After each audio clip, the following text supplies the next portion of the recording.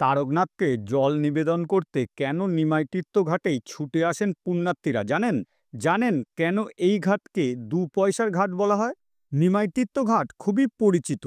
ষোড়শ শতাব্দীতে বিপ্রদাস তার মনসামঙ্গল কাব্যে এই ঘাটের কথা উল্লেখ করেন। শ্রাবণ মাস এবং চৈত্র মাসে তারকেশ্বরে তারকনাথের মাথায় জল ঢালতে হাজির হন লক্ষ লক্ষ মানুষ।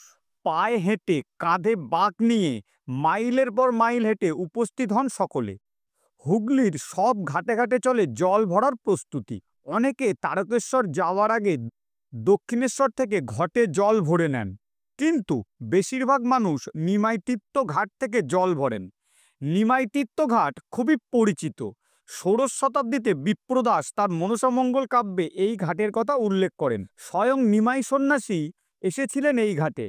এমনকি জানা যায়, জনশ্রুতি আছে তার আগমনের সময় নিম গাছে চাপা ফুল ফুটেছিল।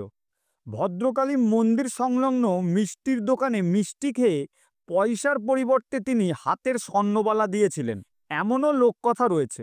নিমাই তীর্থ ঘাটের পুরনো ঘাটটি নষ্ট হয়ে গেলে চন্দননগরের স্বর্গীয় কাশীনাথ কুণ্ডু মহাশয় উক্ত ঘাটটি সংস্কার করেন।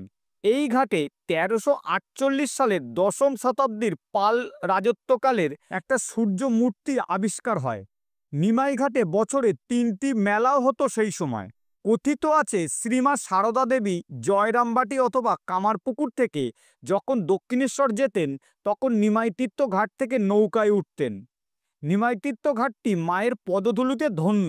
মধ্যযুগীয় মঙ্গল কাব্যে কবিকঙ্কন মুকুন্দরাম চক্রবর্তীর চণ্ডীমঙ্গল কাব্যে বৈদ্যবাটির নিমাই তীর্থঘাটের উল্লেখ আছে। হুগলির বৈদ্যবাটির নিমাই তীর্থঘাট থেকেই বেশিরভাগ মানুষ কাঁধে জল নিয়ে রওনা হন বাবা তারকনাথের মাথায় জল ঢালার জন্য।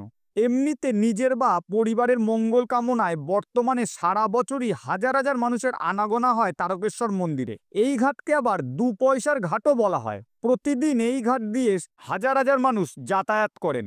গঙ্গার এই পাশে হুগলি জেলা আর ওই পারে উত্তর ২৪ পরগনার ব্যারাকপুর। সেই ব্যারাকপুর যেখানে সিপাহী বিদ্রোহের সূচনা হয়েছিল, মঙ্গল পাণ্ডের ফাঁসি হয়েছিল।